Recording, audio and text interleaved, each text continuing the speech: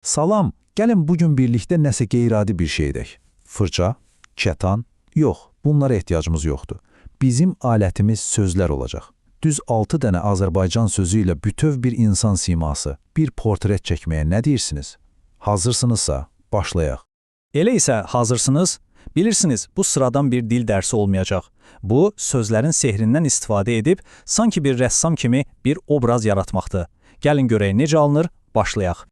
Yaxşı, hər bir rəssam işə nədən başlayır? Təbii ki, boş bir kətandan. Bizim də portretimiz üçün əvvəlcə bir təməl, bir əsas lazımdır. Və bu təməl, bu boş kətan təbii ki, başın özüdür. Bütün o digər detalları məhz onun üzərinə əlavə edəcəyik. Deməli, ingiliscə head dediyimiz şeyə biz Azərbaycan dilində baş deyirik. İlk sözümüz budur. Baş. Gördüyünüz kimi çox sadə və yadda qalan sözdür. Tələffüsü də ingiliscə head sözünə bənzəyir. Gəlin birlikdə təkrarlayaq. Head. Bir daha. Head. Möhtəşəm. Bax, ilk sözümüz artıq hazırdır və portretimizin təməlini qoyduq.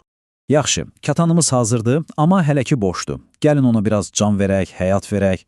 Bunun üçün də dünyanı hiss etdiyimiz, qavradığımız o vacib detalları əlavə edək. İlk olaraq dünyanı görmək üçün nəyə ehtiyacımız var? Təbii ki, gözlərə. Onlar bizim portretimizin dünyaya açılan pəncərələr olacaq. İngiliscə eye, Azərbaycan dilində isə göz olur. Çox qısa və asan bir söz. Baxın, ən maraqlısı da tələffüzüdür. Eyni ilə ingiliscə I, yəni mən deyirmiş kimi səslənir. I.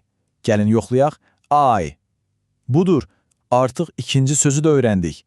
Portretimiz yavaş-yavaş canlanmağa başlayır, görürsünüz? Deməli, portretimiz artıq dünyanı görür. Yaxşı, bəs səsləri eşitmək üçün nə lazımdır? Əlbəttə, qulaqlar. Gəlin onları da yerinə qoyaq.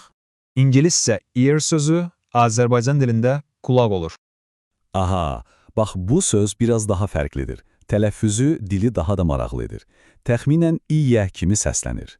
Gəlin birlikdə deyək. İyyə. Bu səs Azərbaycan dilinin o özünə məxsus melodiyalarından biridir. Yadda saxlamağa çalışın. Gözəl, artıq həm görür, həm də eşidirik. Növbətə nə var? Gəlin portretimizə qoxu hissini, yəni burnu əlavə edək. İngiliscə nose, bizdə isə burun deməkdir. Və şanslıyıq ki, bunun da tələffüzü ingiliscəyə çox yaxındır. Nose. Əla, simamızın mərkəzi artıq formalaşdı. Həqiqətən də çox yaxşı gedirik. Baxın, portretimiz demək olar ki, tamamlandı. Amma nəsə əskikdir, elə deyilmi? Ona bir xarakter, bir ifadə qatmaq üçün son 1-2 toxunuş lazımdır. Danışmaq, gülümsəmək, dad bilmək, bütün bu vacib işləri görən o hissə, yəni ağız. Deməli, ingiliscə mouth sözü Azərbaycan dilində ağız olur.